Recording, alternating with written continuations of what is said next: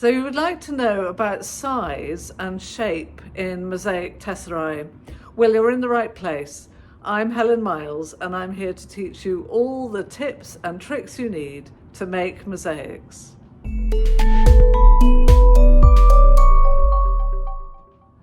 When I'm talking about size and shape in this video, I'm talking about size and shape of tesserae in traditional style mosaics, not in contemporary mosaics.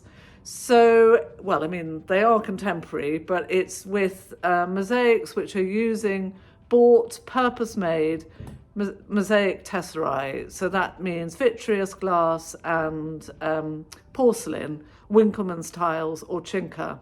So all your tesserae are the same depth, normally about 4 millimeters.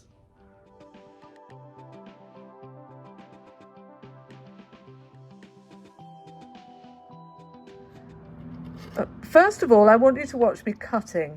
I'm going to be cutting these 2 centimetre square Winckelmans unglazed ceramic tiles. They also come in a larger size. You can get 2.4 centimetre square, and they're 4 millimeters deep. If you can't get hold of them, you can also buy Cinca tiles, Cinca. They're more widely available in the States, and they are essentially exactly the same thing. I'm going to be using my tried and tested compound nippers, which I have had for about 100 years, and they're very, they're not looking their spanking best, but they're great, and I'm very attached to them. I've done a separate video about tools in which I go into details about the different tools and how they're applicable to the different materials. So I'm not going to say anything more about these compound nippers now. So here we go. Just watch me cutting. Again, I've done a separate video about how to cut. Just watch me cutting, and then we'll talk about the sizes and shapes.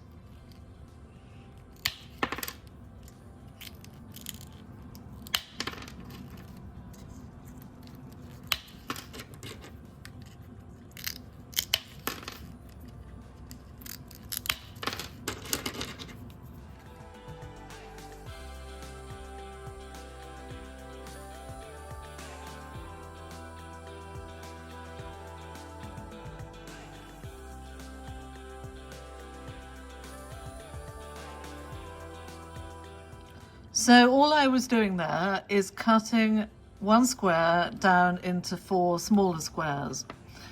And as you can see, despite the fact that I have cut probably hundreds of thousands of tesserae out of Winckelmans over a couple of decades, very few of these squares are actually square. I mean, some of them are. You've got a few every now and again, which are quite nice, but an awful lot of them are a bit wobbly. I would say maybe a third are close to a square, but the rest come in all different shapes. When I'm teaching, people often remark on how lovely my cutting is and how all the pieces are the same size. And in fact, I really stress upon them that they're not. They really are not. And whether you're just starting out making mosaics or whether you have years of experience making mosaics, your cuts are not going to be perfect. And they're not meant to be perfect, because if they were, you would just go out and buy 1 square centimetre machine-made pieces, and you could skip the whole cutting thing altogether. But the whole point of mosaic, the absolute essence of a mosaic, is that it's handmade, so that all the different variations in the shape and the size are part of the beauty of the finished mosaic. So perfection is the opposite of what we're aiming for. Let's look at this example of a mosaic I'm working on at the moment to see the variety of shapes and sizes within a mosaic. So my average size is 1/4 of a Winckelmans 2x2 tile. But in order to create the detail and in order to give character to certain parts, especially the bird, I have to change the size of the pieces. And indeed, for filling in, for all different reasons, I'm constantly altering the size and shape of my pieces. So the obvious example would be the eye, where I've gone super small to indicate the eye in the middle. We've also got that little triangle shape for the beak, and there are other triangular shapes. There's an infill there, which is a triangle, and then these three little bits at the bottom of the pomegranate are obviously triangles. There are plenty of just odd shapes. There's this shape where I've done a 2 into 1. I've split the line. There's a long thin one because of spacing issues there. There's a half, it's kind of a triangle, but it's not. It's sort of whatever shape. These shapes don't even have shapey names. They're so weird. But the point is that the overall effect, when you look at it, is harmonious. You don't think, oh, there's lots of odd shapes there. Because your average size is a quarter, and because so much else is happening visually, you've got the bird, you've got the leaves, you've got the colour, you've got the flow of the andamento. So these variations in size and shape simply don't matter. I think you can see what I mean even more clearly in this section of the same mosaic. So here you have quite a big old clunky piece, which is, I would say, half of the full 2x2 square. And there are some long, thin bits. There's some triangles with the tips nipped off. There are little itty bitty bits to fill in.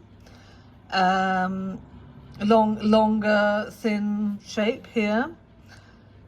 So there's so much variety within your shapes and sizes. And so when you cut and you find that your pieces are all not the ideal quarter size, then that simply doesn't matter at all, because when you're making the mosaic, you're going to need all those different shapes. I'm now going to show you cutting and shaping in real time as much as I can. The problem with making mosaics, of course, is they're very, very slow, and it's not terribly fascinating to watch someone else doing it. But nevertheless, I thought it would be interesting to show you how much cutting is actually involved during the process after you've already pre-prepared your pieces. So I've just laid this green branch and this grey twirly bit, so they're still fresh. And I'm now going to cut the leaf and do some of the background. For cutting the glass on the leaf, I'm using these Seabeld wheeled tile cutters, and I've done a separate video about wheeled cutters and which ones I recommend for which materials. So a link to that video should pop up now. So obviously I first need a tip for my leaf, so I'm just going to place that down there, and then I'm going to fill in more of the leaf running behind the stalk. So here's my average size, no cutting involved, no extra cutting involved, and I'm not worrying too much about the interstices at this point, so I'm not worried about the crosses. So if I put 4 pieces next to each other, the interstices, the gaps, create a cross. But I don't see, that doesn't matter quite so much with something like a leaf where you actually want the veins. And because this shape is obviously got an angle going like that, I need to cut the next piece at an angle. And that's still too big. So I'll cut that down a little bit more. And that should fit in now. So that was 2 cuts to get that shape. And this one, you can see that shape is a little bit bigger.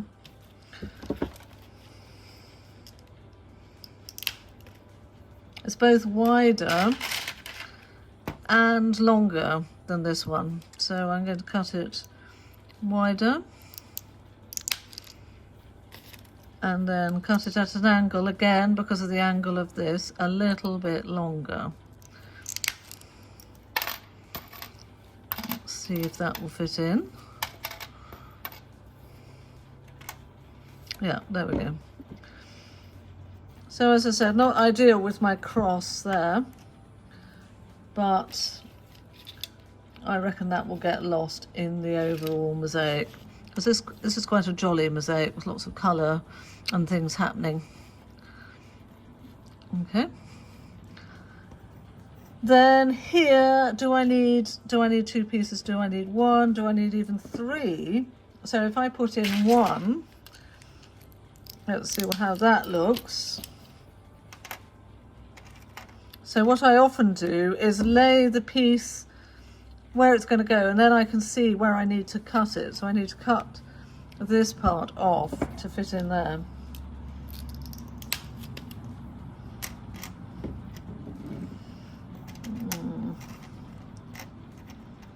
Yeah, that actually works okay, just like that. So now I'm going to fill in this little bit of background bits, and I have a box full of pre-cut Winckelmans. So obviously I'm using a mix of whites, and it's called Ontario, this colour. So I've cut them and mixed them in the box, so they're already theoretically cut into the right shape. But obviously for this pointy bit, I'm going to need a pointy shape. I'm cutting it over the mosaic, which I wouldn't normally do, because I don't want to get dust all over it, or little splinters from the tile. But I'm just doing that so that you can see what I'm doing.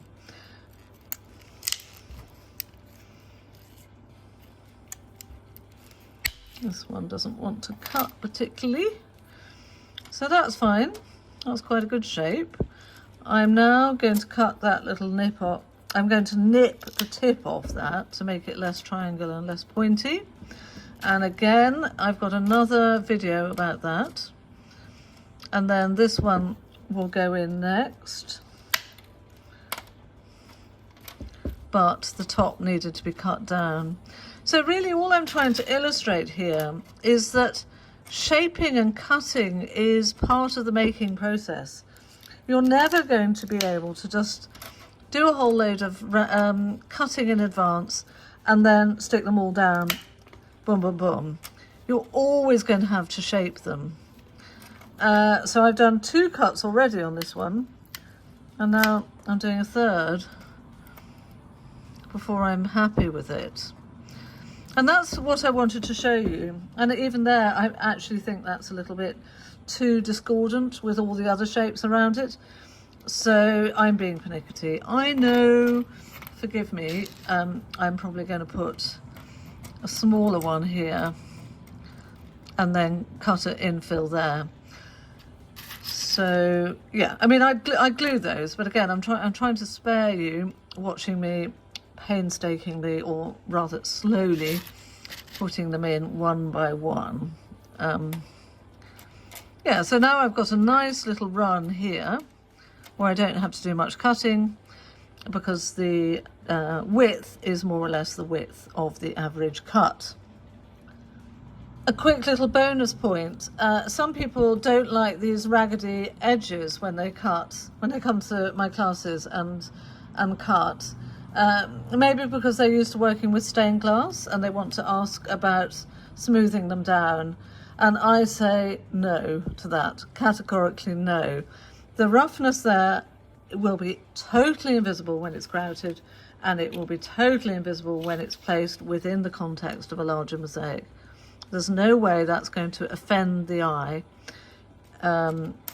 in the context of the whole mosaic. So I just wanted to throw that in.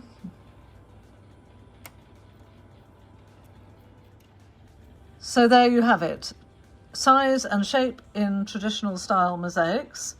If you like this video and you'd like to see more, then please subscribe below, and don't forget to comment as well. I'm always happy to answer questions. Thank you. Bye.